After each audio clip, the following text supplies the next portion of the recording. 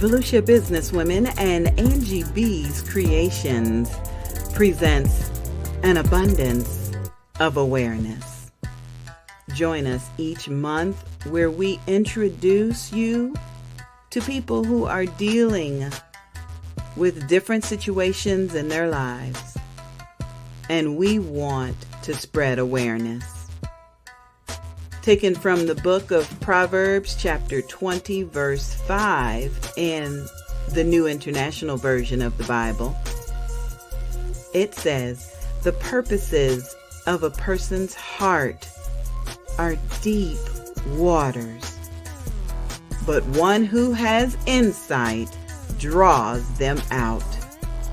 Please allow us to help you draw out the purposes of your heart by spreading awareness. We encourage you to like, share, subscribe, and pray as Volusia Businesswomen and Angie BEE's Creations presents an abundance of awareness. Hey there, everybody. It's me, the Queen Bee, Angie BEE, and I'm just buzzing and excited. I got a couple little busy bees in the background waiting to come out and hang out with me tonight. You may be wondering, what is Angie BEE doing this early on the air on a Wednesday night? Well, this is a brand new segment that we are debuting tonight, and I'm thrilled. It's called an abundance of awareness.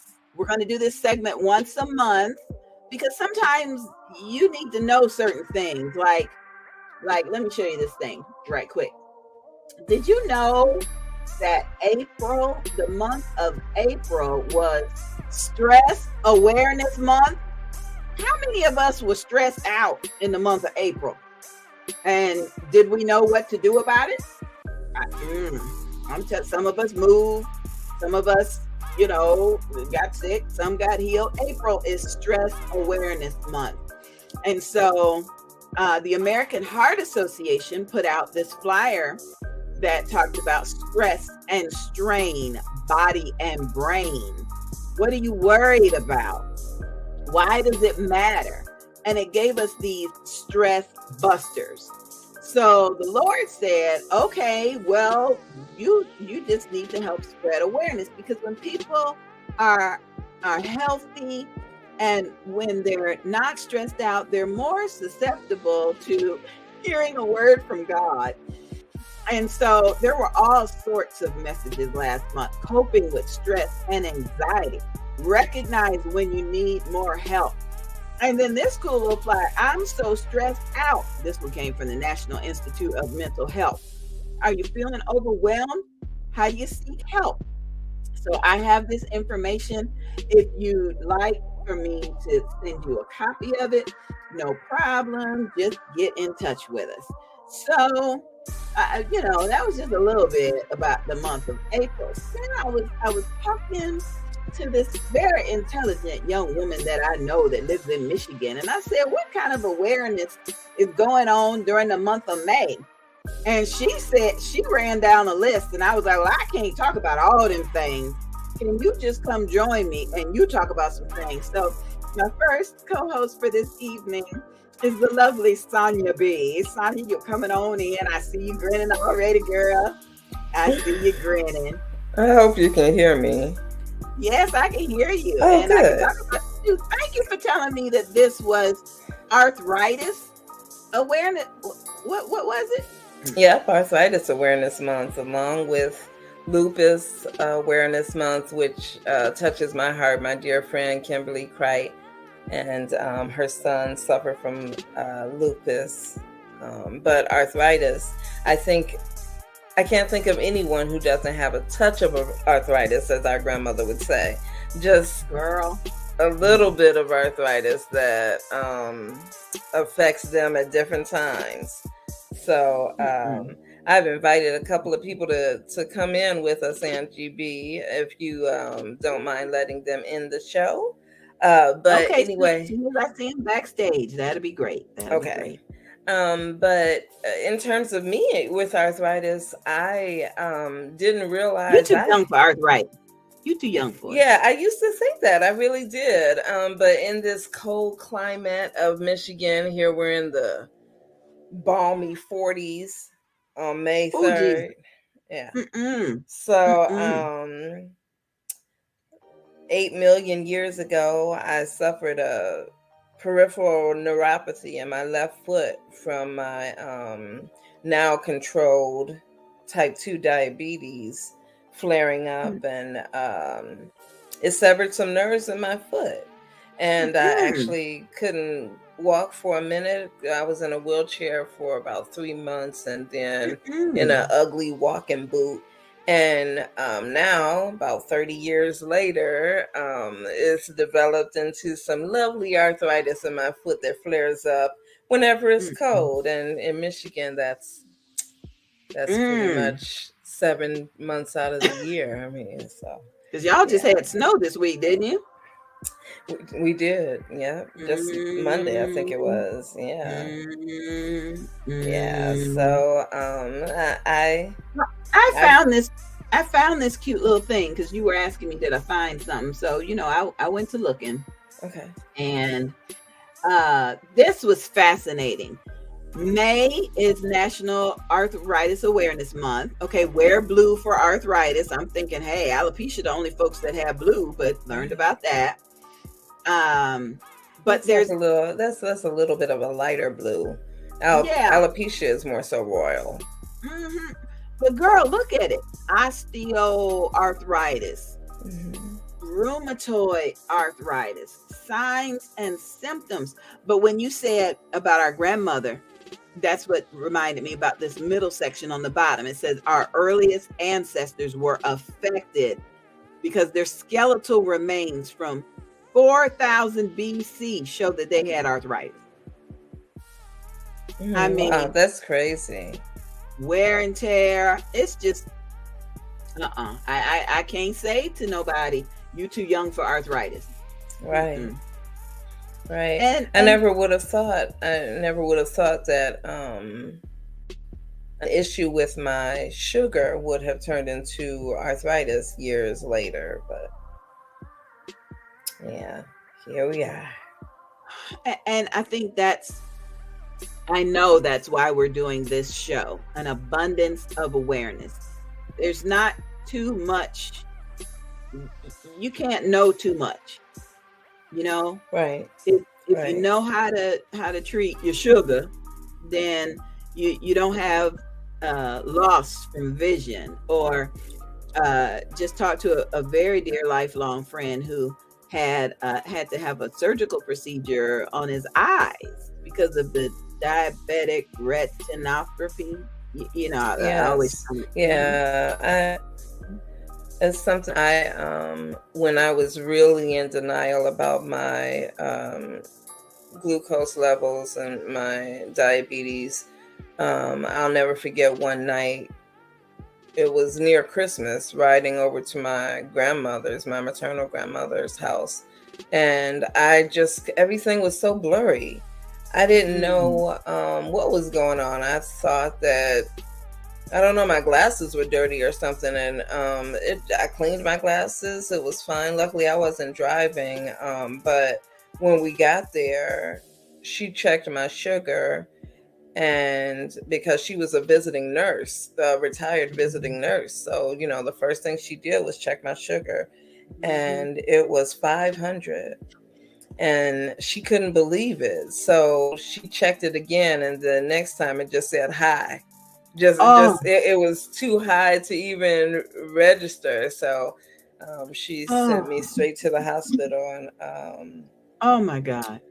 yeah, just they got it down in time before it caused any permanent damage to my vision. But it's nothing to play So with. what we have to recognize is every problem has other associative problems. Sounds like, Right, right. you talked about there was some damage to your body, and as a result of that damage, you've got some arthritis now. Mhm, mhm. There Yeah, was my elevated. Right, my sugar elevated in the middle of the night and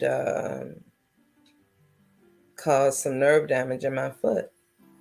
Mm-mm. That's permanent. There's nothing that can be done. Just because Mm. hard head, I wasn't taking my medicine. Just I think a lot of us that in terms of different things. I'll never forget our grandfather.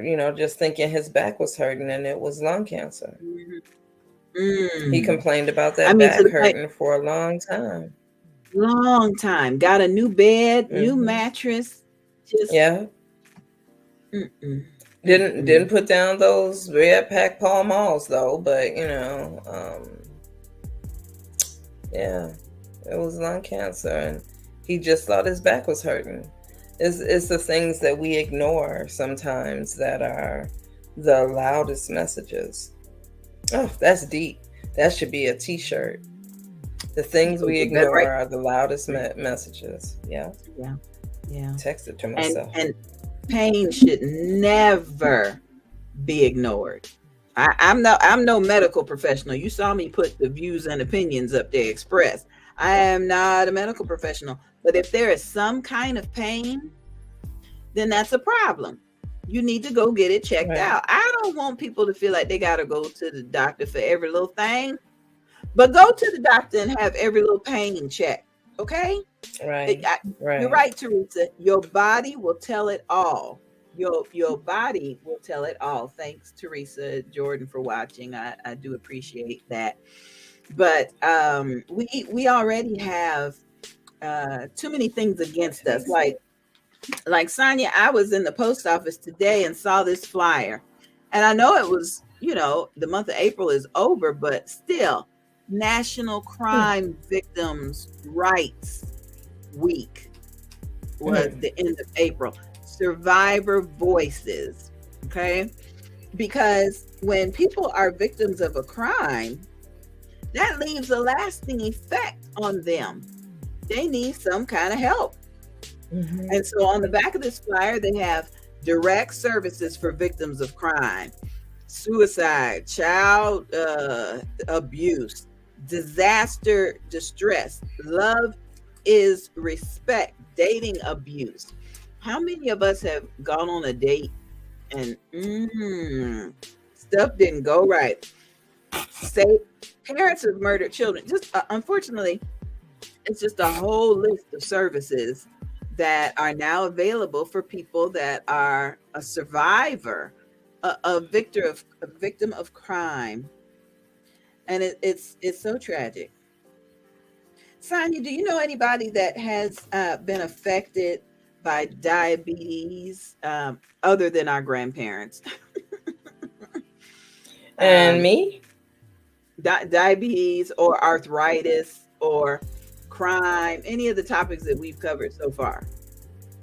Yeah, growing up, we had a neighbor, Ellis Sullivan, who Oh was yeah. type 1 diabetic and passed away very early. I never knew the difference between type 1 and type 2 until it Hmm. came to him, Hmm. because type 1 is juvenile, you're born with it. Type 2, you grow into it, basically. But we have diabetes all through our family, and even through some of our family that's married in. Shout out to our brother-in-law Terrence. Unfortunately, I it's definitely a silent destroyer. I won't Oh even goodness. say silent killer, because Mm. it can be with heart attacks and things of that nature, but it can destroy so many parts of your body unnecessarily. It is manageable. Diabetes is manageable. Arthritis is manageable to a certain degree. I would say lupus is manageable with Mm. medicine. I Now, honestly, I don't know a lot I about didn't know lupus. I didn't know young males can have. I always thought of lupus as being for women, but you said Hmm. there's a friend of yours and her son that has lupus. Yes. Yeah. So is that Yeah. like type 2 and type 1 diabetes? Is it kind of like a lupus when you're a child and a lupus when, or do you know? I don't think so. I mean, he's 19. He was diagnosed about 16, I think so. I don't know whether lupus is generational. And I don't know if there's if there is a rhyme or reason to where it comes, Mm, like the younger the old, so mm, mm. yeah. I thank you for sharing, because there's so much that we um, don't know. And what was that scripture you always used to say about knowledge? Or Faith without works is dead. yeah, so we're working to keep our faith strong and to learn and to be able to have an overabundance of awareness so that then we can share it with someone else. Teresa Jordan recently told me about a woman who had a stroke a couple of years ago and now has aphasia. And I'm like, aphasia? Ain't that what Bruce Willis got? What? I started looking it up, and traumatic brain injury, concussion, any of that stuff could lead to, whew, it could lead to it. It could lead to it. I think it is tragic when we go to the doctor and we say, okay, I think I got a stuffy nose. And they say, okay, well, take this prescription. It'll clear it up. But it could be something a lot more serious. Definitely, like COVID. I mean, definitely COVID has shown us that the small things that we thought were small things can exacerbate into larger things, or just be a very contagious virus altogether. I remember my pastor had congestion and excess phlegm for months, and we thought nothing more than it was his sinuses or arthritis, but you just never know. And I do think that sometimes the little signs, you think they're nothing, but and I kind of feel for doctors sometimes, because they're kind of like mechanics, body mechanics. They can only they can only go with what they see and base it on the knowledge that they have. So although it may be a bad thing, I remember my mother's first heart attack was diagnosed as an anxiety attack. And she thought she had indigestion, by her second heart attack, which was detrimental, unfortunately. And as I was cleaning out her home, there were so many different indigestion remedies. Peppermint, Pepto-Bismol, so many different ones that were in her medicine cabinet, her coffee can in the kitchen cabinet. And it just makes me wonder how long she was feeling that uncomfortable feeling that she diagnosed herself as gas when it really was heart trauma. Yeah. Listen, we got Tam that just joined us, and we've got somebody backstage with the name of King. So King, if you have any comments you'd like to contribute, you can put them over there in the private chat, and we will do our best to answer them. We appreciate our backstage guests. And Tam, we're going to bring you in. Hey girl. Hey everyone. Hi, Tam. Oh my gosh. Great to be here. What a very strong conversation that you ladies are having. Regrettably, a lot of times too often, especially in our culture, we self-diagnose for so many different reasons. Right. Yeah. And then when we're talking about awareness, it's not like we think we know it all, but we kind of do. It's like, Okay. And then I see you talking about mental health awareness in parents Yeah, during the yeah. month of May. It's the same difference, and so my name's Tamara, right? Everyone who doesn't know me, I'm the founder and president of Maternal Matters Favor, and our mission is to provide counseling, life skills programs, and even support groups to parents who go through perinatal and postpartum mood disorders. So individuals are like, what is that? It's levels of anxiety, depression, even forms of psychosis that take place. And sometimes in yesteryear, we self-diagnose ourselves, oh, she just got the baby blues, what's wrong with you? Cheer up. You just had a baby. You're about to have a baby. You know what I mean? And parents, are silently were going out their minds, like, how am I going to feed another mouth? You know what I mean? What am I going to do with this? I don't even have a job, or, just different ways and different things in which we didn't have the resources, and there were no conversations behind it. I know that when I went through it, there wasn't, and so it's my goal just to make certain that we have our finger on the pulse of this, because what we're seeing is a lot of individuals not getting the treatment, not getting the support that they need. And we have some really adverse reactions taking place in our communities. It's a global thing. And, I would definitely say that about perinatal and postnatal, just the postpartum, everything that has to do with pregnancy and marriage. Pregnancy and... frozen. Am I frozen? I froze? No, oh, you're not frozen, Sonia. You're okay. Good. All right. Everything that has to do with having a baby, there are so many times that we diagnose ourselves and other people diagnose ourselves. And one thing is for sure that I will say that I know that Tam's mother and I had in common in terms of being older mothers, having children later in life, that whole geriatric motherhood, as they call it, which I think is so insulting. But anyway, you're never ready. Whether you're 19 or 49, you're never ready. You're not going to be in the perfect position. I don't care who you are. And that can be scary and depressing at a time when you need to be the strongest. You're carrying a new life, and then you're laying a foundation for a new life, and it can be overwhelming as well as should be.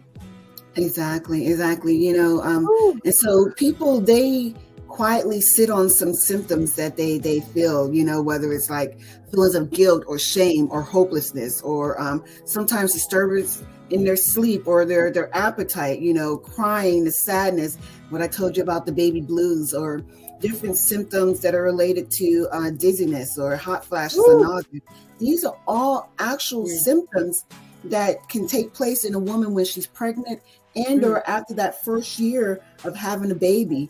And it's little things in having that conversation, kind of raising the flag, when you're having your doctor appointments, your perinatal, antenatal appointments, and just letting them know. And what we've seen from decades to decades is that, women are now being more vocal. Like, something feels a little off kilter, don't just run me in here and then run me out and call in the next patient, right? And we're also creating barriers to community programs. So, okay, you go in and you see your obstetrician, and, you speak about some of the things that you're experiencing and you're feeling and so forth. All right, well, there's actual counseling, there's different exercises, there's all these different treatment options. Let's look at your diet. Like, what do we need to do to make certain that you're getting the best proper nutrients for your mentality, your mental health? That's something in itself, right? And why it's become such a big thing is because we've seen statistics that 1 to 7 individuals will experience depression during their pregnancy. And less than 15% of people, they get treatment. That's Tam, we were talking about this. These statistics are based on blood work and chemical imbalances. not just because the woman is sad because she's pregnant or ain't got, I mean, this is scientifically where you can see Absolutely. that something Yeah. going on. Absolutely. There's all type of factors that are being taken into place that equate into the dysfunctionality of a person's psyche. And I'm glad you brought that up, because in our upcoming our 24 hours of favor event that we have coming up, we actually have some clinicians that will be there speaking during that broadcast on some of those underlying factors in which society needs to know, so that we can kind of help put a curve on some of these statistical numbers that are taking place. And once more, anxiety and depression, the numbers, they've actually risen 37% in just our teen girls alone. And we're starting to see evidence that dads and non-birthing parents as well are experiencing levels of anxiety and depression. Listen, Sonia's going to have to go, but before she goes, she did a wonderful spot to introduce your 24 hours of favor coming up next weekend. So, Sonia, I love you. I appreciate you. And you did a great job with this video right here. You did. Hi, my name is Sonia Bennett. I am a 52-year-old mother of an 11-year-old daughter. And today I just want to talk a little bit about if I had known then what I know now about becoming a geriatric mom, as they call me. So at 41, I became a first-time, only-time mother. And it's been such a blessing and a change of my life, even at the age of 40 when I found out I was pregnant. Telling my parents was definitely something that was nerve-wracking. I don't care how old you are, to express to your parents that you are making this huge change in your life can be just a little nerve-wracking in terms of making you feel like you're asking for permission.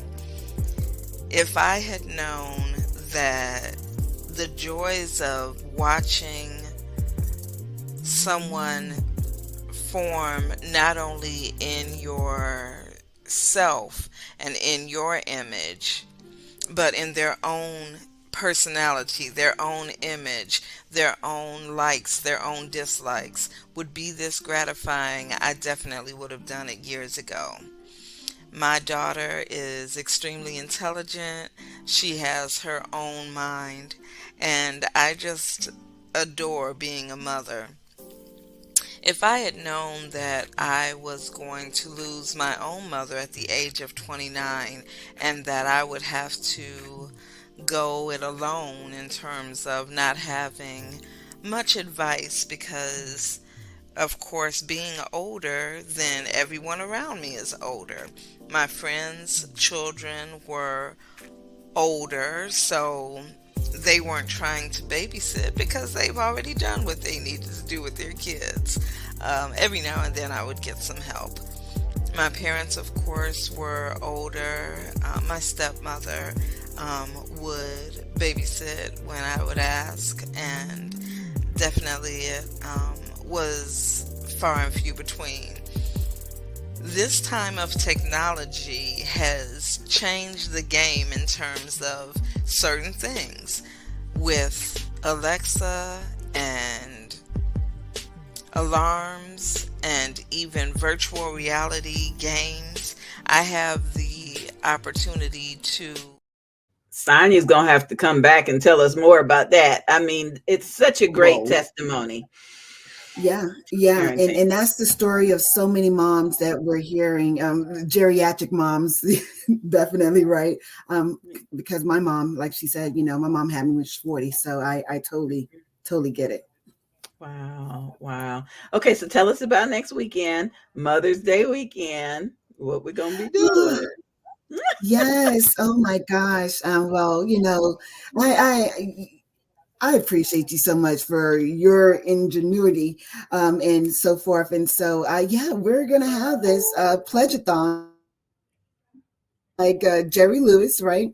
where we're going to be broadcasting live for 24 hours, everyone. So we're starting from 10 a.m. on Saturday, and we're going to wrap up and conclude at 10 a.m. on Sunday, right?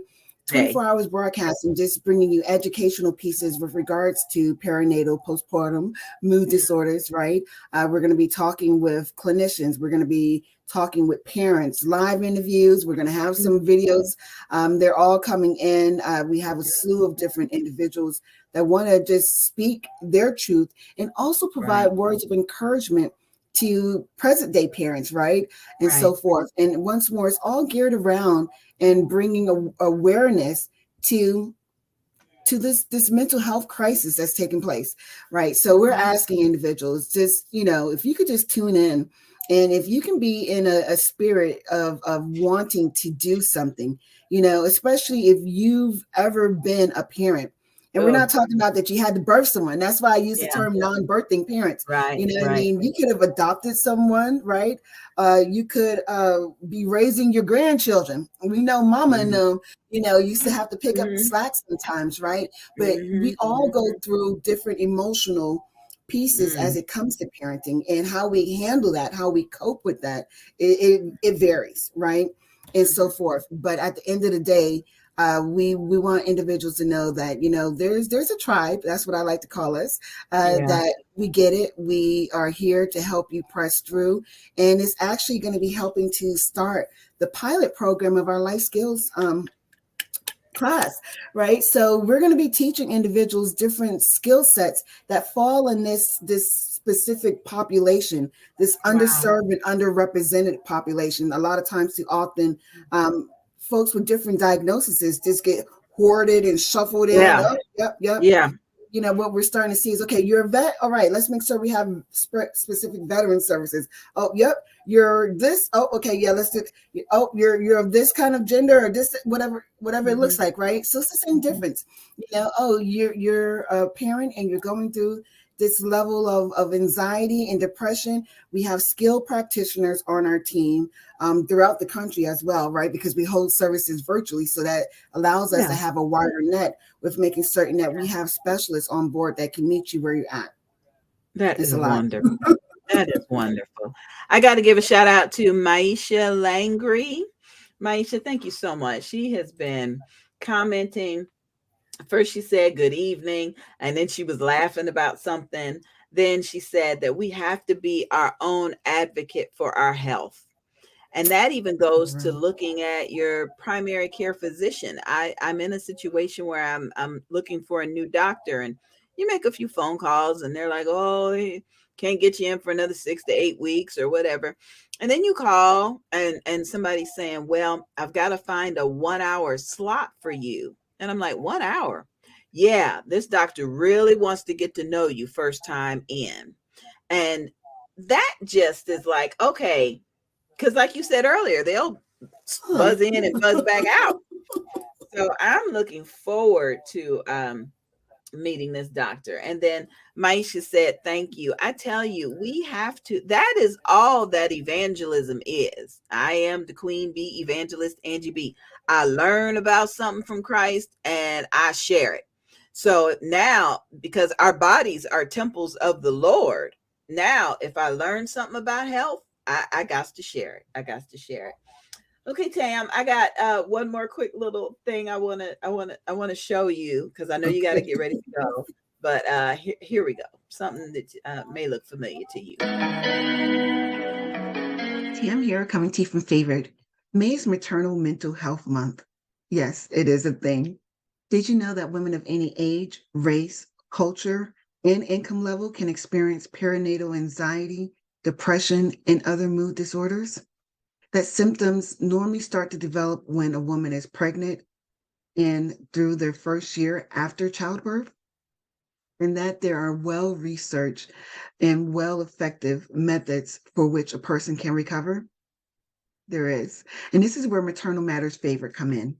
We provide counseling, support groups, and a life skills program to parents and backing them up while they're balancing out parenthood and life all at one time. Remember, there's no manual to parenting, but there is a tribe for every parent. We hope that you join us.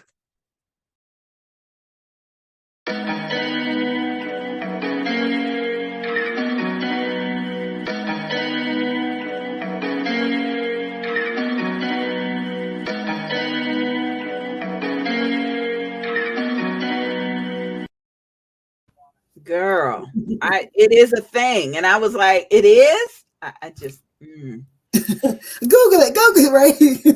That's what you tell people. Go Google it. Go. Oh, it's on Google. yeah, It's real. yeah. Because Yeah, it is. uh, it- I am grateful. I am grateful because, we go through things and we think we're all alone. And now Maternal Matters Favored is reminding us that we're not alone. We're No, not. no, It's not our no, fault. Hmm. and It's no not. matter where you are, in the world at this point, just raise that flag. Let someone know that you're going through what you're going through, right? Life is lifing, and you need assistance. Not Mhm. only is May Maternal Mental Health Awareness Month, but today, the first Wednesday of every May, is World Maternal Mental Health Day. So that goes back to what I was saying about, no matter where you are, someone knows, and there's pockets of individuals that can provide some kind of assistance to you.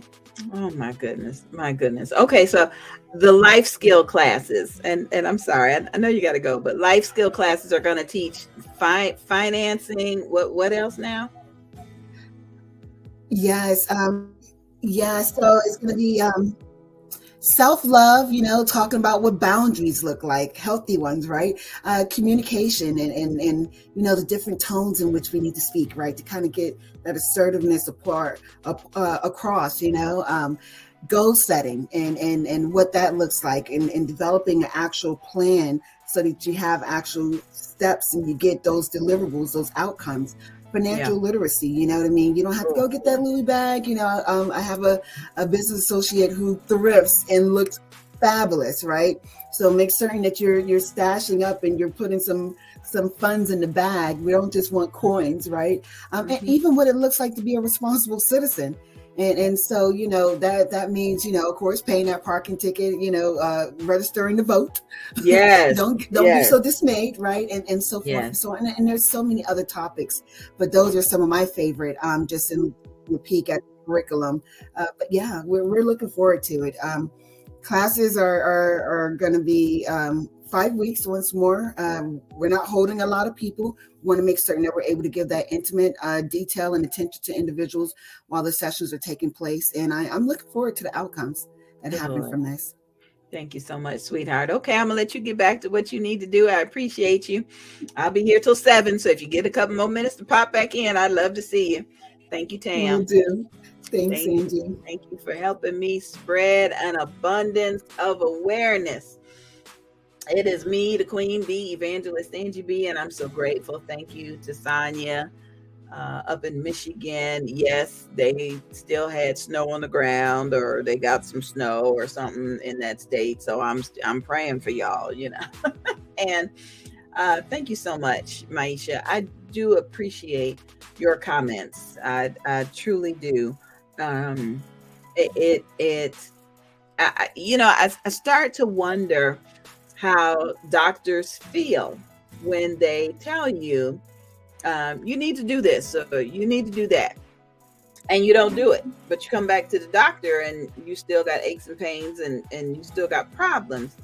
I I can almost understand how pastors may feel when they say, okay, we're going to pray about this.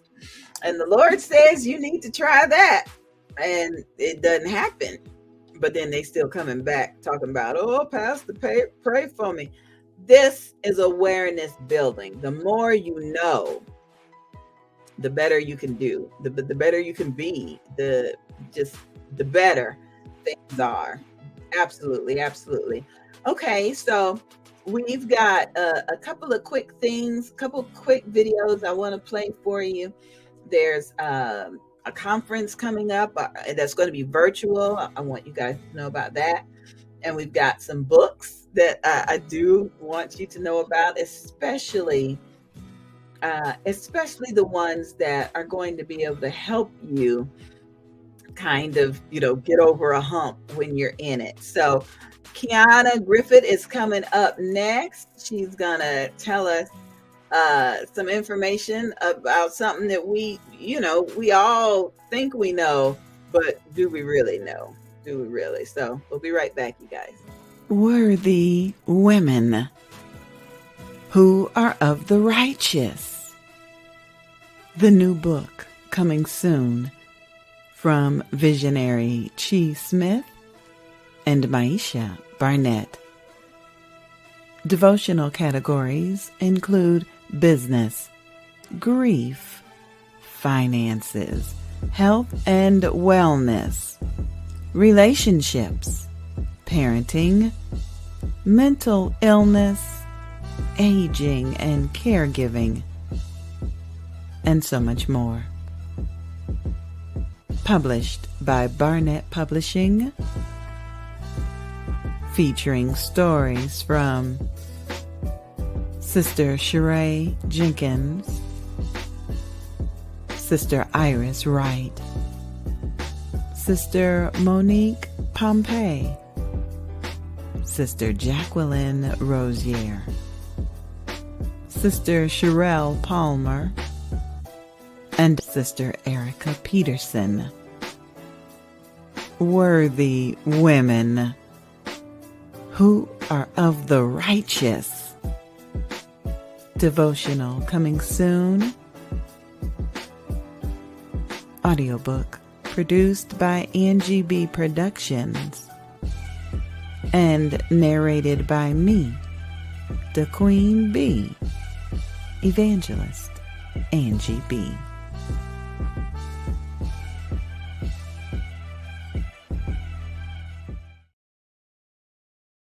It's time for the Christian Cruise, 3 days in Bahamas. Christian Cruise getaway to the Bahamas from Port Canaveral aboard the Carnival Glory. June 28th through July 1st, 2024. 32 cabins reserved. Double occupancy stated. Prices include mandatory gratuity and vacation protection. Optional but recommended and included in the price. Tickets are limited, so book now to secure your spot on board.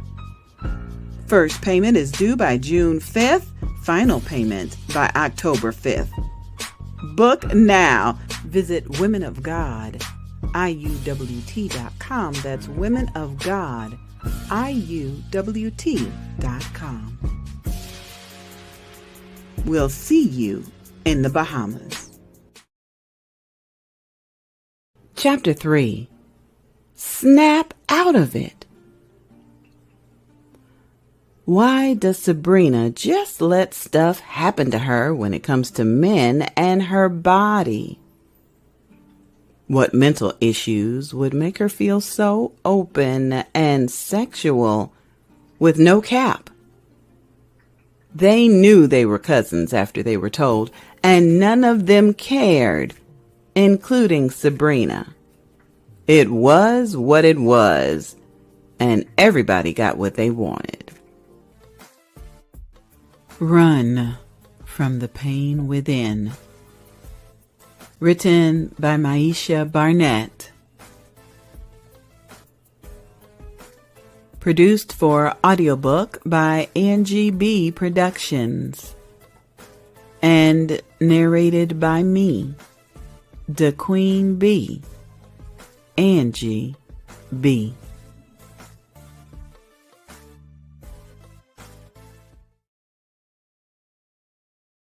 Hey everybody, welcome back to An Abundance of Awareness with me, the Queen Bee, Evangelist Angie BEE. Coming up next is somebody who has truly an abundance of awareness, and it's all about sickle cell. So we're going to bring Kiana up next. She is coming from Daytona Beach, Florida, Volusia County. And Kiana, I'm so glad you're here. Hello. Because so many of us think we know what sickle cell is. Oh, only Black folks get that. Don't worry about it. Don't worry about it. And so, girl, tell us tell us something we don't know. So one thing that it is that sickle cell disease has many faces. It's not just African Americans. It's not just Hispanics. There are Caucasians, that Europeans that have this actual disease. Asian. Yes. Yes, because there's so many cross loves and so many people, love one another and they come together without knowledge. And if not, don't even know their background or their family history, they come together. And even if they do know, because I've said before when I interviewed a lady she was known to not intertangle with anyone that had the trait because she had the trait, not knowing her husband who had been in the military, who did not know because he was never tested, had the trait, and they came together and had two children. One of the children, which is the oldest, he has the actual disease, and then got pregnant again. The nurses told her to abort the baby. And she said, I would not. And she didn't. Guess what? The baby didn't have anything. So it's within the numbers of how it is within birth. You never know if you have the trait or if you don't have the trait, but you have the disease, how it mixes together and causes. It's almost like a hit and miss. You could have multiple children and it is. not all of them. Oh, man. It is. One lady I know, all of her children have disease. Another lady I knew, one had the trait, the other ones didn't have anything. So you can never call it or never just actually say what it will be. The only thing that I do is educate them. I met a woman that was a part of our 24-hour fundraiser for you who said she had 3 children who all tested positive, all had it, but they had different fathers. But she had the trait and she didn't know if the others had the trait or not. So I'm thinking, can a trait become full blown, or is it just coincidental that she was a trait? Absolutely not. So if a person has the actual anemia, I look at it at 1 + 1 = 2. 1 trait plus 1 trait can equal the disease. So if that baby has a disease and she knows she has the trait, then that father has the trait. Wow. Absolutely. That's the only reason, only way a person can have a disease. Yes. Teresa, I agree. She says awareness is key and knowledge is power. So true. So true. So testing is really the only way. And that's what I learned during our January time with you, that we were raising money in order to purchase testing kits. Yes. Because if you know better, you can do better. Yes. Or you can abstain from doing if you know not to do. And we kind of joked about that a little bit. You want to have a checklist on the first date. You got your own house, your own car, your own teeth. Do you have a sickle cell trait? You want to. And it's a real piece when it's in your family, especially if you are adopted and you don't know. You have to know. You just have to know. And I know that October is Sickle Cell Awareness Month. September. That's right. Yes. Same month as us with alopecia awareness. Yes. But I wanted you to come in now in the spring, because I understand that in the spring a lot of couples come together and they meet each other and they, things happen. And so tell us more about that conversation. What could that conversation sound like, if you talking to somebody or just basically just knowing background history, knowing family. That's what I would say started off with. It doesn't have to be so direct, and saying what you have, just knowing the family members and where they're from. What's your culture, what's your background, finding out that first, keeping the talk sweet, but still finding out the information you need to know so you'll know what you need to know. And that could be anything. Does anybody in your family have sugar? Does anybody in your family have? Yes, you go down the list. Okay. Go down all the way. Kidney function problems, everything you can think of. And then you talk about sickle cell and ask them, have they ever even heard of sickle cell? Because it's not only the fact of talking about it, but it's the importance of knowing the care.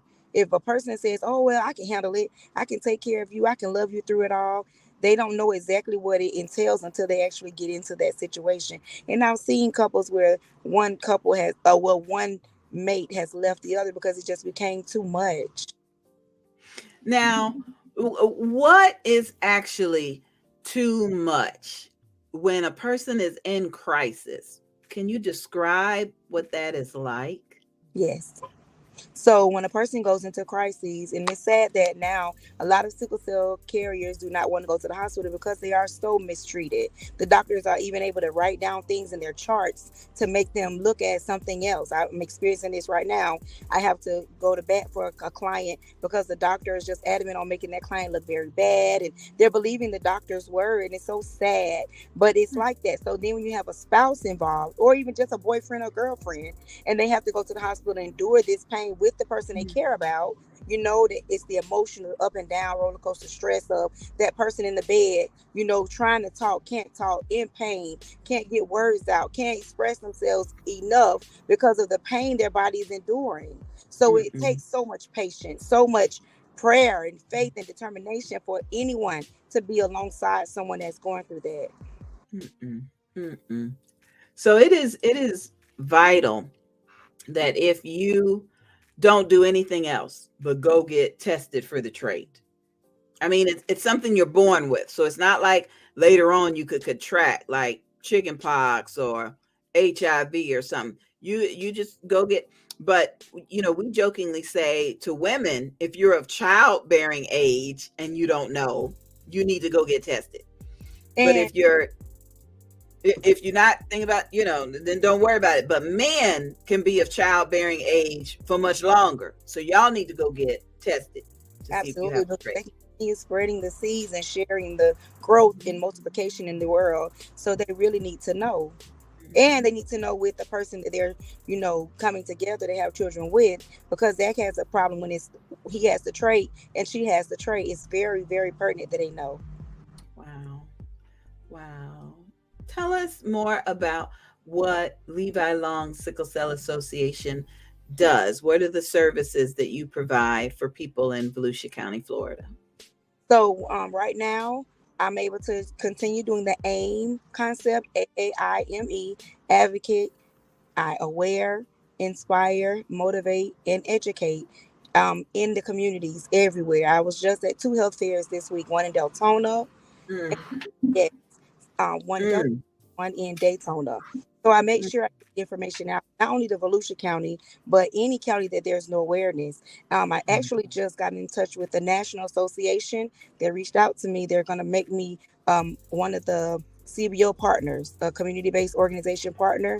And so being that I have a couple of counties, they're going to, you know, lend me a hand. I spoke to One Stop Career Center. They're willing to hire people for me so they can continue to work on. It's a great work. It's a great work. Good. Yes. Good. Yeah. You take those vows for richer for poorer, for sickness and in health, and then the sickness hits.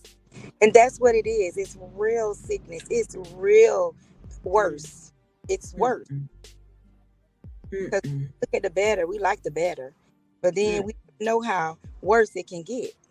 And everybody's worse is their own worse. Everybody's better is their own better. Oh, goodness. And once it's just tragic. It's tragic. Listen, how can people get in touch with you? On social media. I'm on every platform you can think of: Snapchat, Levi Long Sickle Cell Association, Instagram, even Facebook. You can message me. You can Google me. When you Google me, you will see the Levi Long Sickle Cell Association. It shows you my phone number. It shows you my email address. So there's no way I'm not reachable. I'm very reachable and I'm very approachable. In the community, you can walk right up to me. Good. And so I think I asked you to pop in next weekend during our 24-hour. So excited. Yes.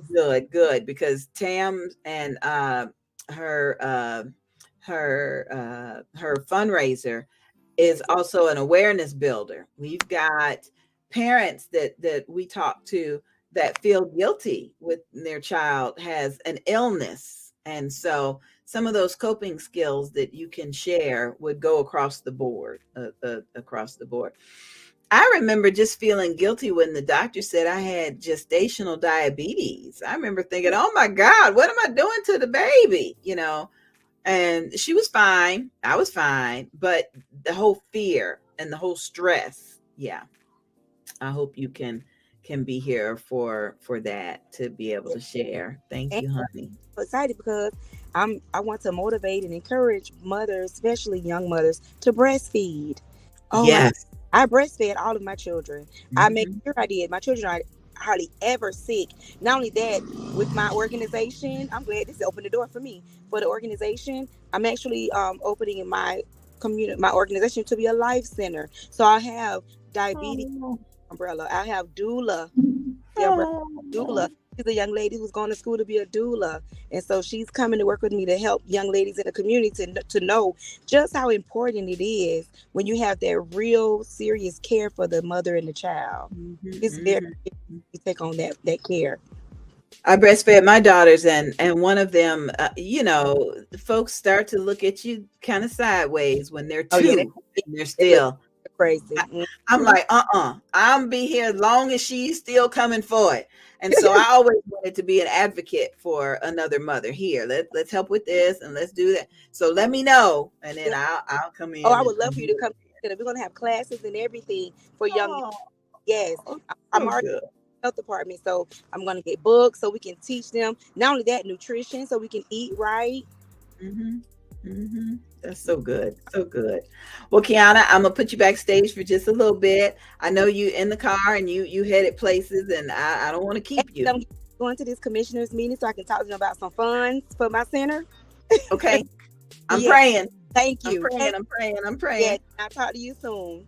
All right. Thank you so much, Yes, sweetheart. Thank you. bye. That was Kiana from the Levi Long Sickle Cell Association. This is an abundance of awareness. It's a brand new broadcast that's coming to you from Angie BEE Productions and Volusia Business Women. You can find VolusiaBusinessWomen.com online. You'll see the businesses that are listed, the events on the calendar, and you'll be able to connect and network with each and every one of them. I have this little image that I want to put up because we all need encouragement every now and then. And this image talks about knowing yourself. You know you're on the right track when you'd rather be alone than lonely with someone else.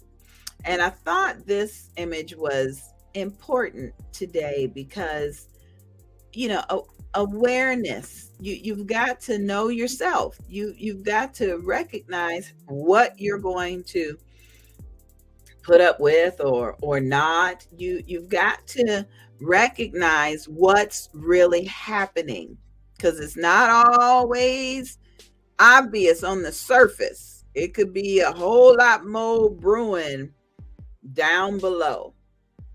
And so remember that stress, strain, body, and brain, that affects so many things. We were talking about stress busters. Get out of the house, take a walk through nature, enjoy the sights and sounds, use your network. I was blessed today because two very dear lifelong friends drove in from Georgia and picked me up and took me to lunch, and they are celebrating their birthdays. And so we all uh, got a chance to spend time together. But just reaching out and connecting with family and friends, that helps if you're a parent. It helps if you're dealing with a chronic illness. Sleeping well, meditating, relaxing, praying over it, working out. There's so many things that we need to be doing to make our lives and our situations better. And if we don't know what those options are, if we don't know better, we cannot do better. Okay, you see scrolling at the bottom of the screen that our Getting Over This Hump Together show will be starting at 7 p.m.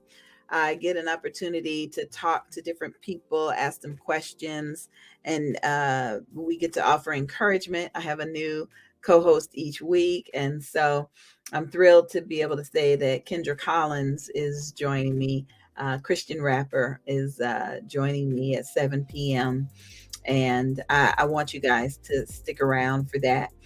Now we're looking at the month of May as also Suicide Awareness Month. For those of you who do not know my testimony, the Lord saved me from 3 suicide attempts on my life. 3. And I am a woman who preaches and speaks to people about the mental illness, about the attempts at suicide, and about survival. And I have no problem with sharing my testimony, because if you think you're all by yourself and you don't know what options you have, yeah, people all around you are going to say, oh, you need to change your diet. You need to lose some weight. You need to find Jesus. But I tell people, if I'm in the ocean and I'm drowning, don't tell me what I need to be doing. Come out there and get me, please. Clean me up, dry me off, give me something to eat, be sure I'm stable, and then teach me how to swim. So next time I'm in the ocean, I'm not out there all by myself. Okay. We need to look at breaking the stigma. I love this hashtag when I saw it. Break the stigma. Break the stigma of mental illness. It's not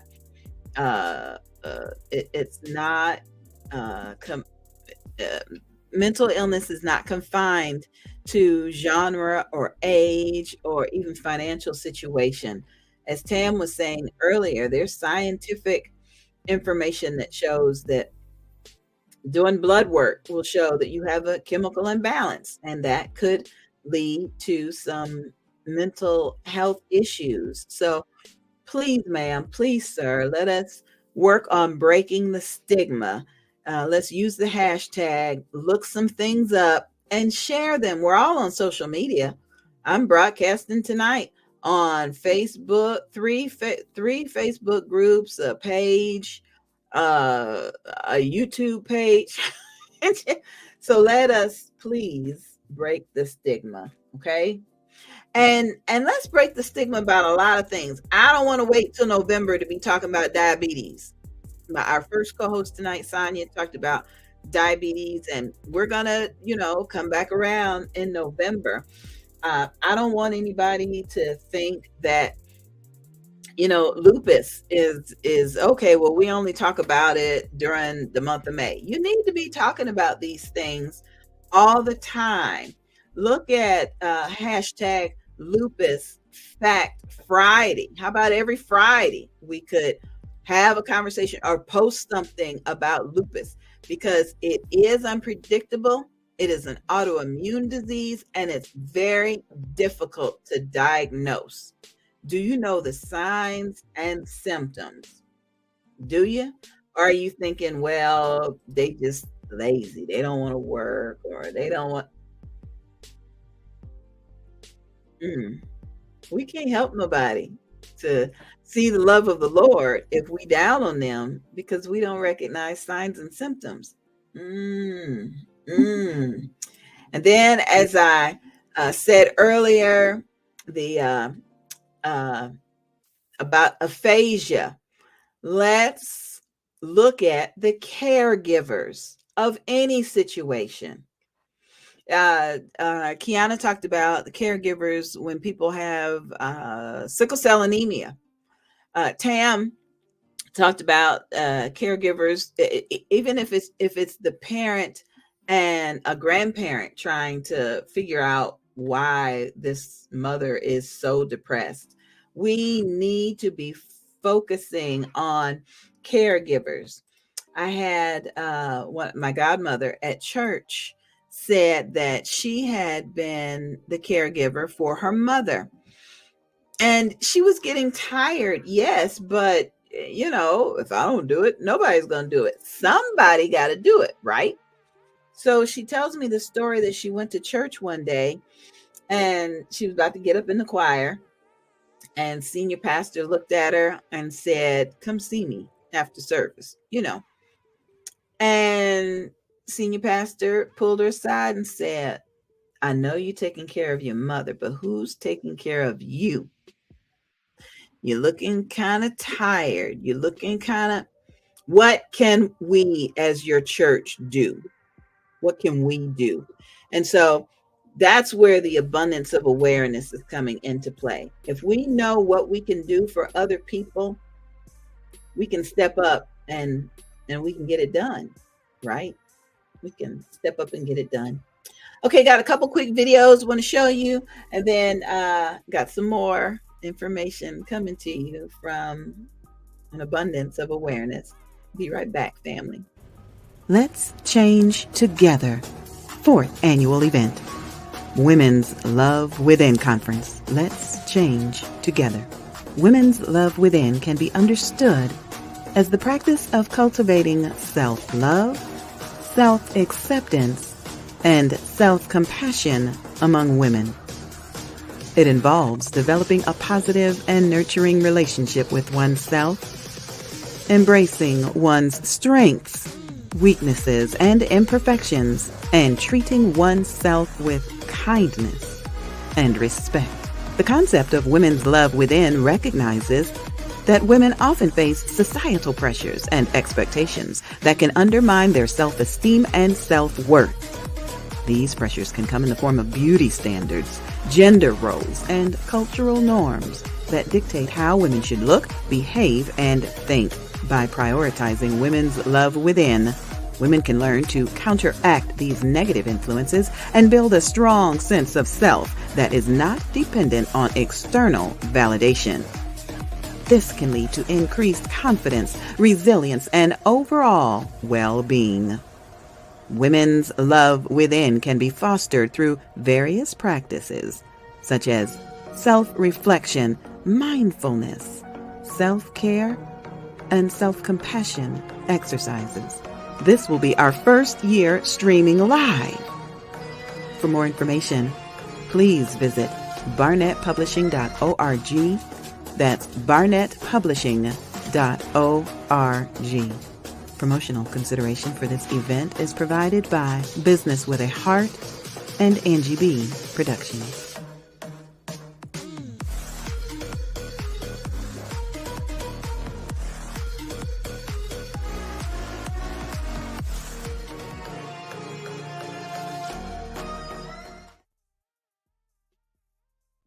On April 1st, 2023, our Father woke me up to begin this writing.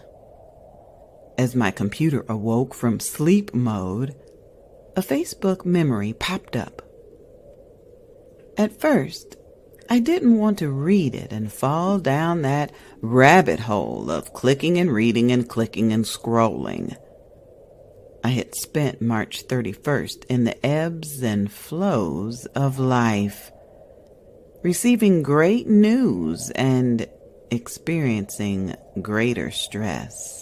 During my waking hours, I longed for a peaceful night of rest, and last night did not disappoint. Now I see how God has allowed me to begin my healing from the grief. A marriage separation is a precarious place to be. On one hand, you miss the good times you shared with another. On the other hand, you find yourself traveling the cycles of grief, denial, anger, bargaining, depression, and acceptance, as defined by a psychiatrist in 1969. This next part of my story made me smile, laugh, and rejoice over the memory. It made me see just how far I have come with my healing towards acceptance. The Winds of Change by Evangelist Angie BEE.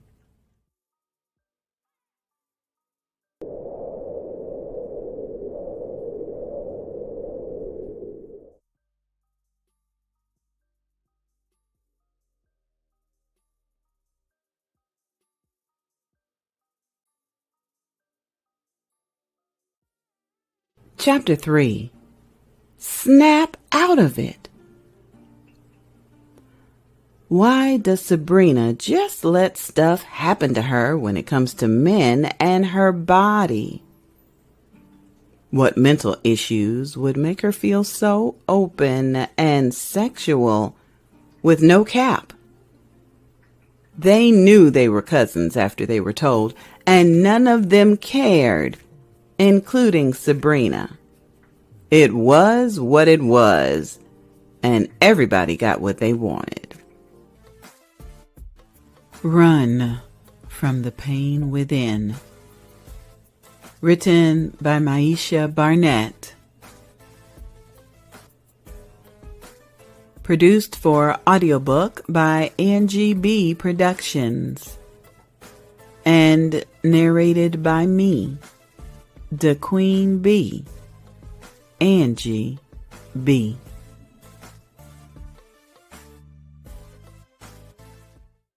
Ma, ma, ma, ma, ma. We parents need to understand that our children may know the pitfalls that we taught them, yet they will sometimes have to drag themselves out of their own pits in order to learn to reach up for God instead of reaching up for us, steering them in the direction of God Almighty. That is the best way to raise an adult child. Why hearing God's voice is essential to motherhood. Written by Evangelist Angie BEE and published by Ladero Press. Ma.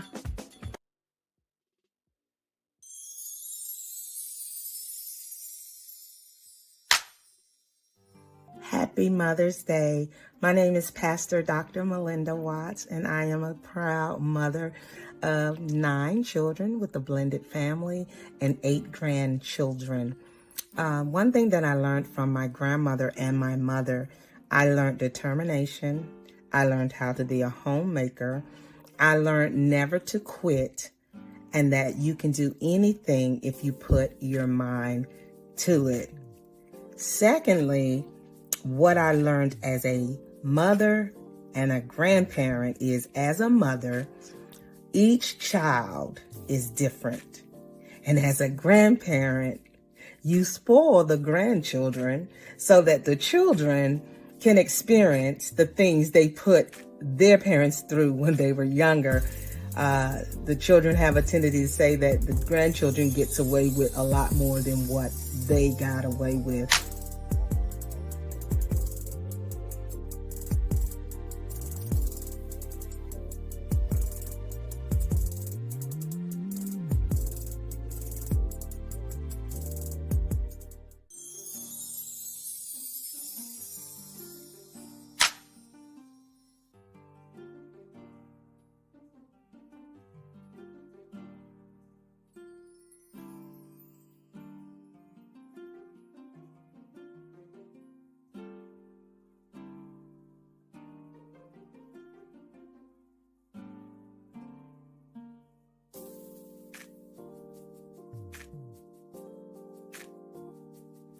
Also, the advice that I would give to every parent, grandparent that is raising a child is love your children unconditionally. For each one of them are different. They are gifts that the Lord has loaned to us, and also make sure we train them up in the way of the Lord so that when they grow old, they won't depart from it. Also, if I could do something different, oh my God, I think I would be a little bit more lenient on my children because they had a hard knock life. I was disciplined. They were disciplined just the way I was disciplined. You spare the rod, you spoil the child. But if I could do something differently, it would be a little bit more lenient on them in the rearing. You have a blessed Mother's Day. God bless.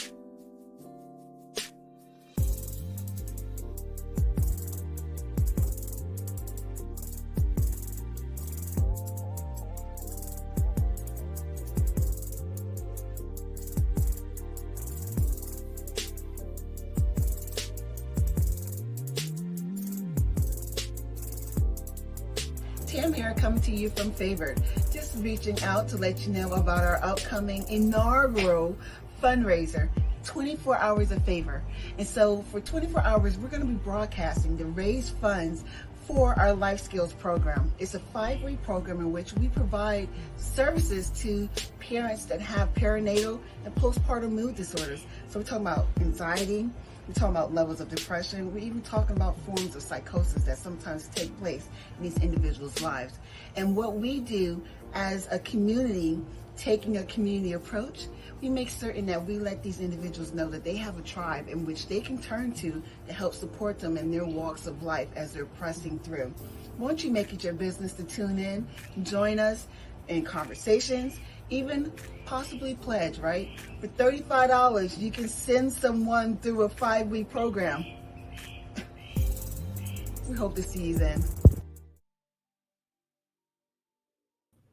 I tell you what, we just gave you a whole lot of information. Yes, Jamie Lee, such an abundance of information. And Jamie, I got to get you on here so you can talk about lupus awareness. Oh my goodness. All we know about lupus so far is what our first co-host shared, that lupus can happen to a mother and a son. And we need to know the symptoms. But this is also Lupus Awareness Month. And now we have the hashtag Lupus Fact Friday, because the fact is that lupus can affect any part of your body, including your heart, brain, kidneys, lungs, or skin.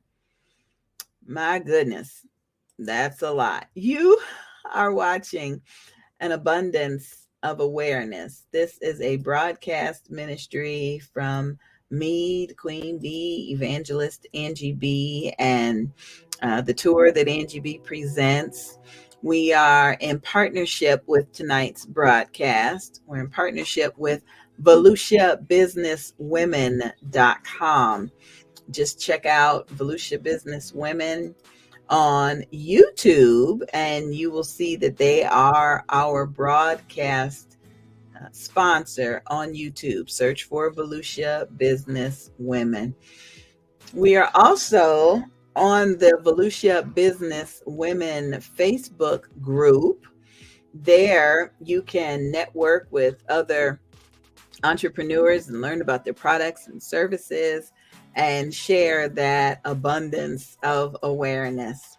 We're broadcasting live on the page on Facebook. Angie BEE presents Dads on Duty, because mothers need to know, fathers need to know, men and women, we need to know, right? So Dads on Duty, the Facebook group, and Moms in Ministry on Facebook is also streaming live. So we encourage you to search for these groups and these pages, like them, scroll through and see what kind of information you can find, and share it with somebody. Please do. Please do. So the offices of Angie BEE Productions is located in Ormond Beach, Florida. And last month, we were honored to open our second location in Orange Park, Florida, also known as Jacksonville. And so our second location is known as Angie BEE's Creations. And we're just so excited about that. Jamie, I know you're ready to speak, but I need you to use the link that I sent you in Facebook Messenger. That's the link you need to click. Then you'll be backstage, and once you get backstage, I can bring you on camera. So I hope you can hurry, because the show's over at 7, and I want to hear all about lupus and what you can teach us.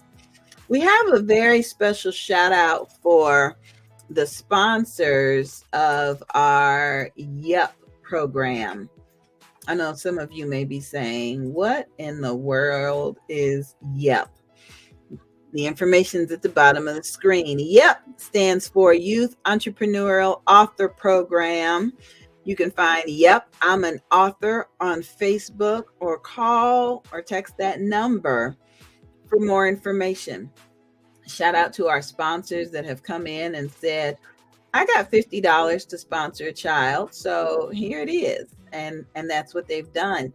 So because of our sponsors, the Yep Summer Writing Program is just about ready to kick off. And I'm thrilled. It's going to be an 8-week program, twice a week, Tuesday morning and Friday evening, where a student, no matter the age, as long as they are a student, they can join us for a 1-hour interactive writing session. Okay, so during the writing session, they're going to be introduced to other students. They'll hear brief presentations from entrepreneurs and authors, and then the students will have time to write. Sometimes we authors say, or we people that want to be authors say, I just can't find time to write. Well, the beauty of this virtual summer writing series is that is what it is designed for, so that young people have the time to write. And once they're finished writing, all of their contributions will be narrated and produced into an audiobook, because that's what we specialize in. The Queen Bee, with my little microphone back there, we specialize in producing audiobooks. So each student will then receive an audiobook with the ISBN, which means that they are in fact an author. When you are an author, you automatically become an entrepreneur, but you got to learn. There's more awareness. You got to know to buy your books at wholesale and sell them at retail. You got to know that when you spend that $20 for that book, you don't go out and buy $19 worth of stuff. Some of that money needs to go back into reinvesting and purchasing more books. And so that is what the Yep program does. And because of these sponsors, we are now opening up registration for students, whether they have the $50 or not. Okay. We got an application in from a college student over in West Coast of Florida. She wants to participate.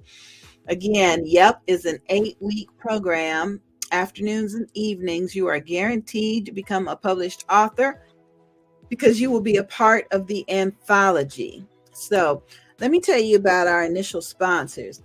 Debbie Scarborough came in maybe a year ago and said, here's $50. I want to help a student become an author. So please search for Debbie on VolusiaBusinessWomen.com. You'll see she has her own page on the website. You'll see Debbie Scarborough. She's in Tifton, Georgia, and is a licensed insurance agent in Georgia, Florida, and several other states.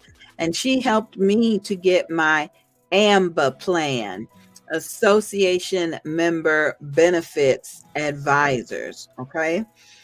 That plan by itself gives me so much peace of mind, because if I need to be airlifted to a hospital, or if I need to go into an ambulance, AMBA will cover that expense, because those expenses are not covered by insurance. And that's what Debbie taught us. So Debbie was our first sponsor of the Yep program. Then we were honored to receive a grant from the African American Entrepreneurs Association Incorporated out of Daytona Beach, Volusia County. We were able to apply a very large portion of this grant towards the Yep, I'm an Author program. And so we thank Leslie Giscombe for accepting our application and blessing us indeed, because you know, when the Lord tells you to do something, sometimes in the back of your mind, you're like, how are we going to get this done? And then when something just drops into your lap, you're like, okay, God, it was already planned. We've got Barnett Publishing, who has not only fallen in love with the YEP program, but Maisha Barnett dedicated 10% of her revenue from her upcoming women's conference to be donated to the YEP program. And that is exactly what she has done. We get a couple of Cash App donations from her, and the women's conference takes place in June. So she has already sown the seed. And then I'm just thrilled about Vincent Taylor. He is an instructor. He is a friend here in Jacksonville. He is an author. And yes, he's a teacher. And what he has said is that he feels that if instruction isn't engaging, yes, you see that up there. And so when he comes in with instruction, not only is it engaging and informative, but you're able to retain it. And how many of us have learned something one day and forgot about it the next day? Awareness and abundance sometimes is like, okay, yeah, but what were they talking about at the top of the show? Arthritis. Oh, yeah, that's right. Diabetes. Oh, yeah, that's right. Aphasia. You know, we don't want to overload you with the awareness, but we do want you to know that there are health issues that we can have, we can be tested for, like with sickle cell. We want you to know that you're not in this alone, and we have to fight the stigma of mental health and suicide. We also have to look at stress again, and some of the ways to bust that stress, because a wise man that I know said, you know, pressure can bust a pipe, and that includes stress too. So during our commercial break, you saw a spot for the Moms in Ministry audiobook. It is available. You can contact any of these listed authors and say, hey, I want to get the Moms in Ministry audiobook. And they'll say, okay, send me $15 and give me your email. And that is a wonderful gift to present to a mom. I'm getting ready to send it to somebody that I know and love to help her get some tips and learn a few things about motherhood. Because again, like Tam said, there really isn't a manual for parenting when you're going through it, but you do have a tribe that can help you out. And that's what these ladies have done. They have had discussions, and they followed the book of Titus, chapter 2, verses 3 through 5, that says, likewise, teach the older women to be reverent in the way they live, not to be slanders or addicted to much wine, but to teach what is good. Then they can urge the younger women to love their husbands and their children, to be self-controlled and pure, to be busy at home, to be kind, and to be subject to their husbands, so that no one will malign the word of God. And that's what these topics are based on. So we want you to have the Ma book, the original Ma book, written by me, Evangelist Angie BEE. Why hearing God's voice is essential to motherhood. You heard that commercial earlier with the little child going, Ma, Ma, Ma. You heard a little bit like that. And we really want to, we really do want you to know that you're not by yourself. You're certainly not alone. And we are here for you. We are here for you. Okay, Jamie, I just got your message.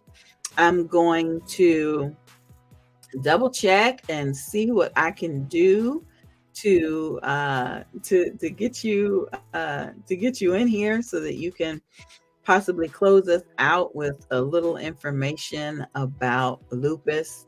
I know that a couple of you had some questions that you sent by text, so I want to have time to I want to have time to get to those questions and to be able to answer them for you, or simply be able to share them, um, and talk about them, because that way somebody else may have an answer or a solution or something that they can share with you to be able to let you know that you're not alone. Okay. So one more time with the conference that's coming up. And then Jamie, I'm going to do my best to send you the link. So we'll be right back in just a minute, you guys. Let's change together. 4th annual event. Women's Love Within Conference. Let's change together. Women's Love Within can be understood as the practice of cultivating self-love, self-acceptance, and self-compassion among women. It involves developing a positive and nurturing relationship with oneself, embracing one's strengths, weaknesses, and imperfections, and treating oneself with kindness and respect. The concept of women's love within recognizes that women often face societal pressures and expectations that can undermine their self-esteem and self-worth. These pressures can come in the form of beauty standards, gender roles, and cultural norms that dictate how women should look, behave, and think. By prioritizing women's love within, women can learn to counteract these negative influences and build a strong sense of self that is not dependent on external validation. This can lead to increased confidence, resilience, and overall well-being.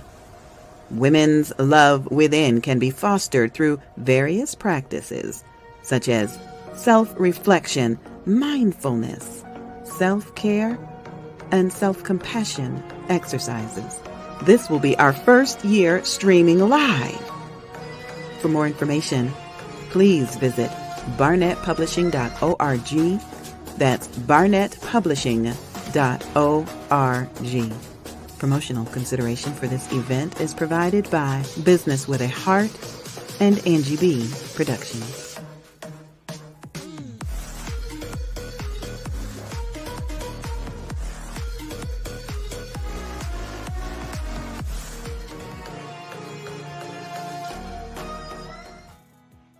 Hey, Jamie's here. I'm bringing you in. Thank the Lord. Thank the Lord. Hi. Hi, sweetheart. How you doing? I'm well. No Good. complaints. That's good. That's good. And thank you for joining me. I hate to just harass people on social media, but I was drawn to you, not just because of the lupus and the sorority, but we kind of have the same look going on. Yes, you know, we do. You Yes, I'm a little chilly, but we got the same barber. So tell us a little bit about you, where you live, and what is your health and wellness studio. Tell us about that. Yes. So I'm Jamie Jones. I am the CEO of J Fit Health and Wellness and Nutrition by J. I live in Washington, D.C., and I live with multiple illnesses. I live with lupus, epilepsy, and diabetes. Oh, Lord. And so, but you know what? I'm an advocate. And so having these things allow me to really share my story and my testimony with others. And so for me, May is Lupus Awareness Month. And so with it being Lupus Awareness Month, I'm going to share every and anything that I possibly can. You see that I am wearing my lupus sorority letters. Gamma Pyro, Lupus Sorority Incorporated. Is that pink and purple? Yeah, they are. They are. And it's a virtual sorority, but we definitely do a lot in our communities. We did have quite a few people that came to DC for the Lupus Summit. And so it's definitely a true sisterhood. And so, yes, I am a personal trainer. I've been a personal trainer for 20 plus years. And big on the nutrition and just really trying to get people to understand, especially with lupus, how we eat and what we eat definitely affects our flares. Really? Mm-hmm. How we eat. Okay, tell me some more about that. Okay, so how we eat and what we eat, how it affects our bodies is what we put in ourselves. So I basically tell people I want to build you as a healthier individual from the inside out. Okay. And so with that, it's meaning eating anti-inflammatory foods. And so you're talking about eating your healthy fish with omega-3 fatty acids, eating your dark leafy greens, your nuts. All those things can help you keep the inflammation down, because all lupus is, and even diabetes is also considered an autoimmune disease. Mm-hmm. But to keep the inflammation of our bodies down, we have to eat properly. And also the time of day that you eat when you eat certain things. And so all of that is like interconnected. It's interesting how when we grew up, we always knew that, our parents probably wouldn't eat dinner until 7 p.m. Mm-hmm. But now it's like, okay, try not to eat after 6:30, so your body has time to digest and process what you're eating. Before you go to bed. Like do those things. And I'm a big proponent of the cast iron skillet. I know they've done away with our cast iron skillets, but I just think back to when our grandmothers and everybody cooked with the cast iron skillet. We had less illness. Yeah.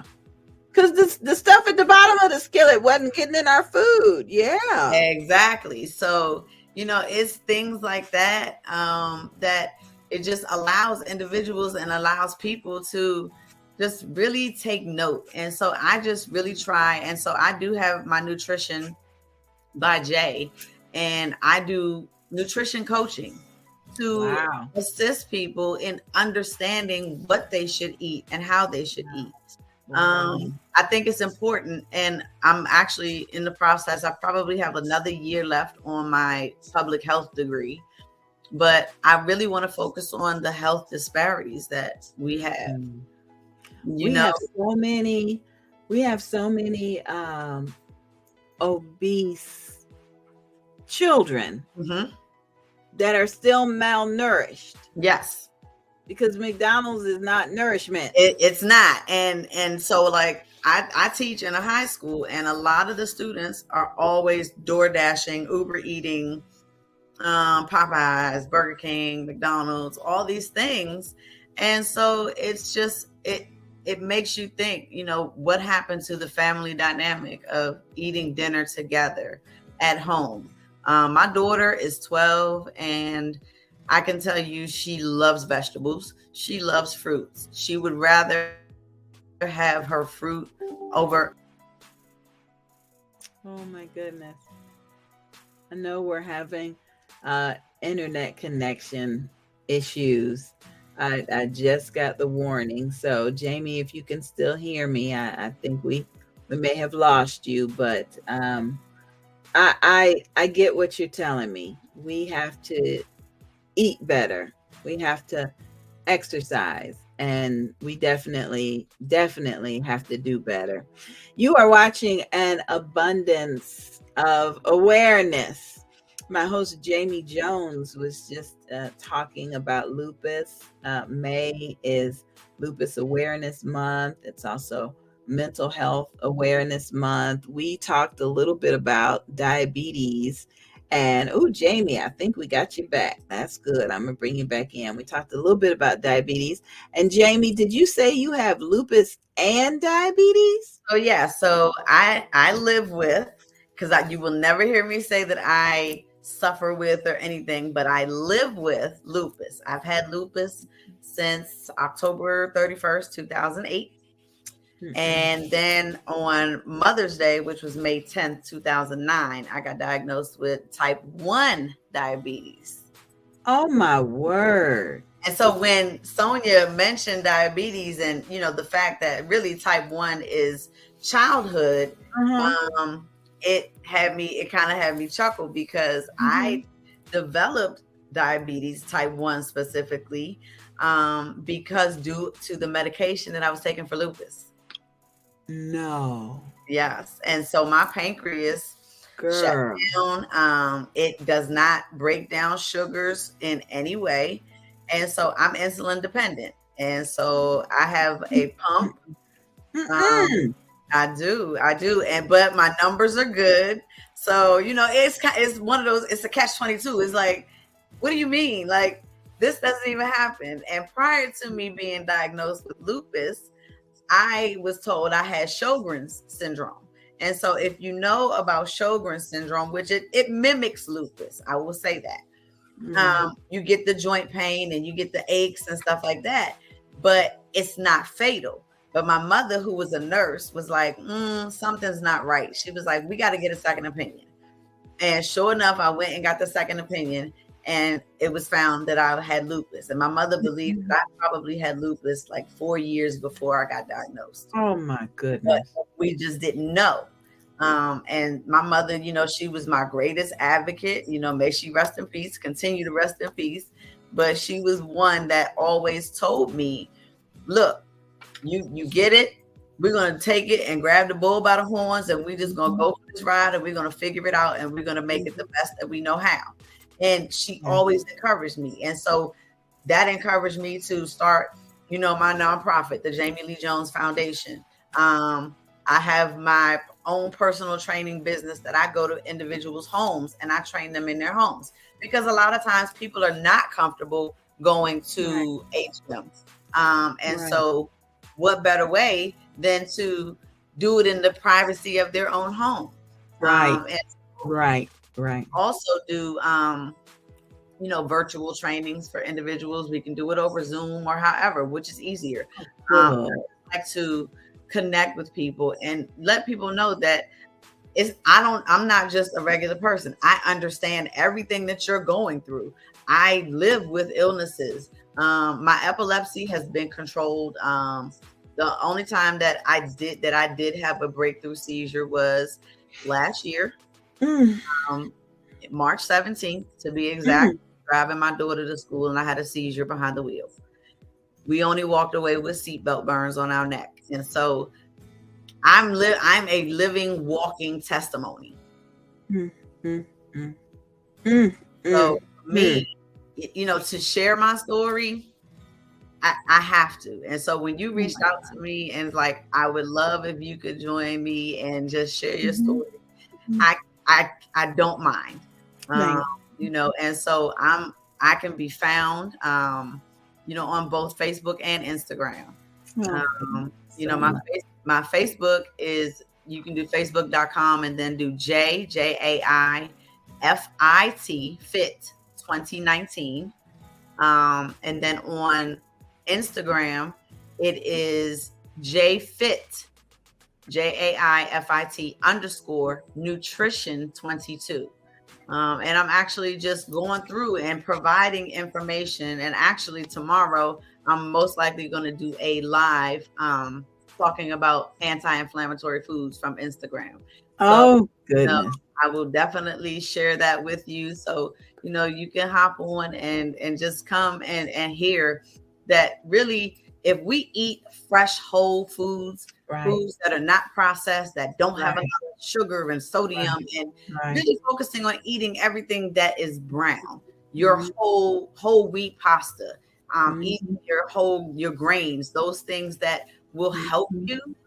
I think it'll be a better understanding and we won't have such a health disparity between us and other groups. My goal is to teach people, is to educate people. Well, right now I have the information for VolusiaBusinessWomen.com scrolling across the screen. I invite you, Jamie, to list your business on the site, especially with the virtual classes that you have. You don't have to be a resident in Volusia County, Florida, if you offer products and services in Volusia County, Florida. Please list your sorority's upcoming events on the website so that when we're all on the air, we can announce it and we can shout it out. And we do have a text that came in, wanted to know if this was Alopecia Awareness Month, because they saw Tam earlier and now we're here. And so yes, we have to share some haircut awareness. We do, and I love it. Like, I don't like hair anymore, so I'm against hair. Now my daughter, she has locks, so listen, but for me, this is my signature look, and I don't think I can go back to hair. So I know I can't, and if I get cold, I just slap a scarf up hat, something just to exactly keep it all together. I tell you, my kids tell me I look like Mary from the Bible or something. That's I just wrap it around. Look like her. Listen, it's okay. But yes, so this is my signature look, and I shave my head probably every 2 or 3 days. Yeah, and I love it. So I do too, and I love you. And listen, I hope you can come join us in Florida in September. Be a vendor, bring the sorority members. We're spreading alopecia awareness in Daytona Beach, Florida, third weekend in September with a beauty bazaar. The bazaar features health and wellness products and services. So you can talk about your fitness, maybe do a live class. I don't mind at all. Good. And we have the largest all bald fashion show in the state. So, and believe me, half of us can't model, but once you get us all dressed up, you get that makeup and them accessories right. It's a whole different ball game. Oh my goodness, yes, dear. So I'm gonna let you go. We're gonna thank you for having me. Thank you for your persistence with getting the correct link to you. Yes. I am so grateful. Is there anything in closing that you'd like to say to encourage somebody? Because some of us deal with one autoimmune disease and you've got multiple. Yes. And so the one thing that I can definitely say is think positive, always have faith, and just know that we know that our Heavenly Father does not give us more than we can bear. And so I'm a walking testimony that things have happened, but you keep the faith and do what's necessary and what's right for you, and you will make it out of it. Because I get told regularly that I don't look like I have an illness, or I don't look like I'm living with anything. So you smile on my face, and I share my story. And so thank you, Jamie. I'm so grateful. No, thank you for having me. Thank you, sweetie. I appreciate it. Enjoy the rest of your night. Oh my goodness, this has been an abundance of awareness. I'm so grateful to the people that came tonight and shared their testimonies. They shared how they've been coping. They shared little tips and things that we may not have even thought about. We learned about arthritis from Sonia up in Michigan.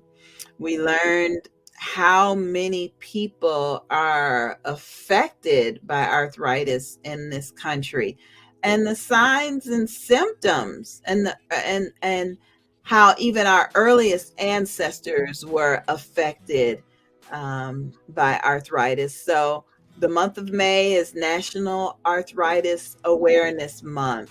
And keep in mind, when our grandparents talked about the wear and tear, or the author, the degenerative arthritis, I honestly believe that was their way of coping with it.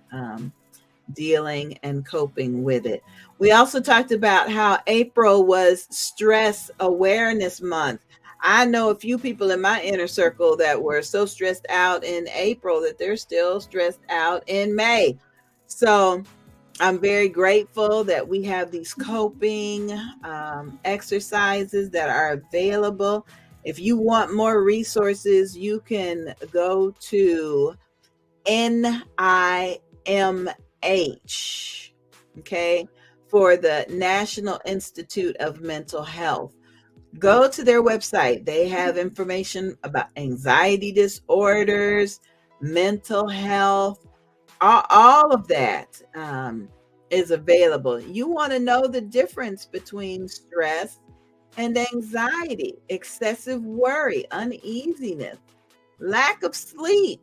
Your days and nights could be easily mixed up with lack of sleep. You end up, staying up all night and not being able to function in the morning. And we do need the sun. We do need the light. We do need the interaction and to be out with people.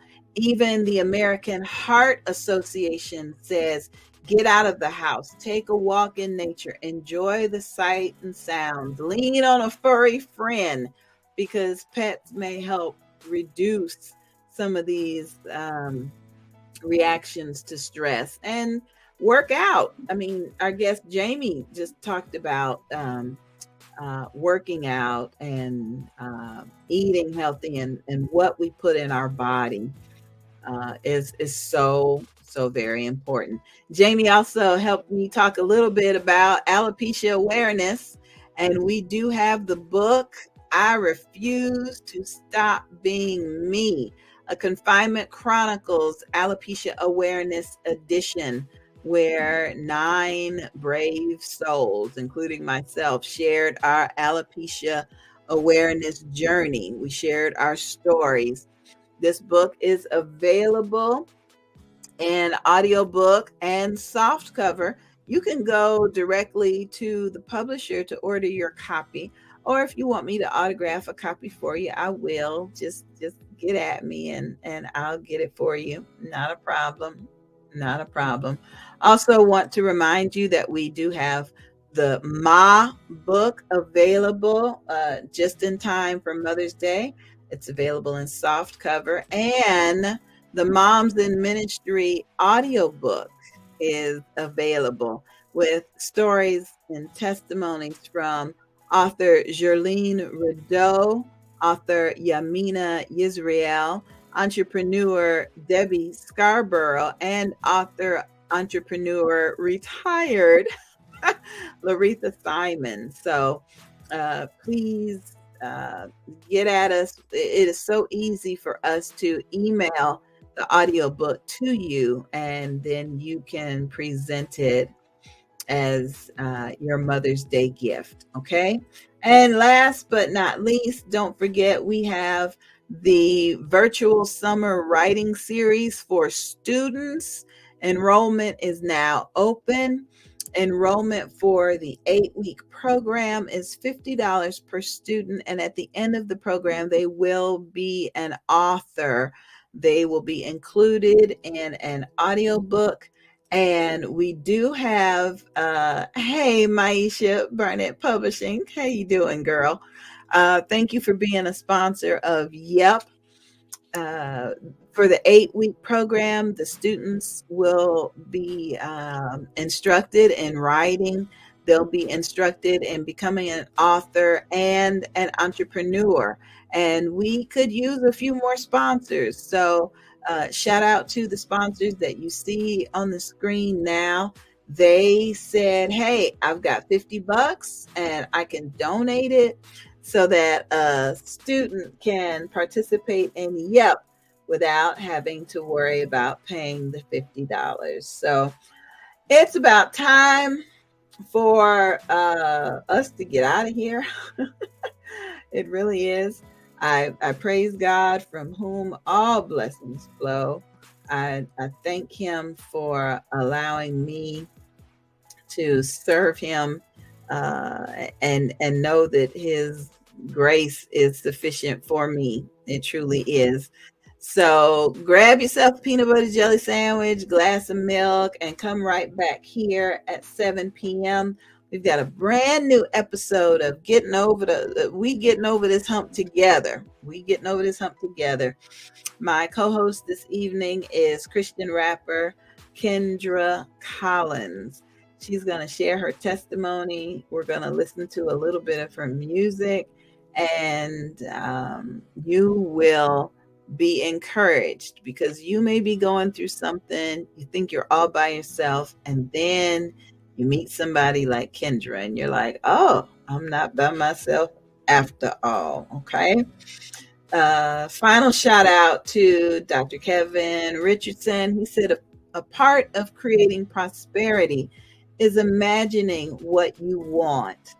Imagine what you want. And so if what you want is more knowledge, more information, more awareness, we can offer you an abundance of it. So join us again. We will be back next month with another episode of the show. We ask that you keep us in your prayers as the Lord instructs us and leads us, and we'll be back if it's the Lord's will. Thanks, everybody. Have a wonderful, wonderful evening. No, Sister Jacqueline, you're never too late. Never too late. I know there's a time difference between us and Arizona. You're not too late. But in about 3 more minutes, I'm coming back with an interview with a young lady that I believe you will find fascinating. So we're going to get ready to get out of here, everybody. Again, if it's the Lord's will, we'll be back real soon. Be blessed.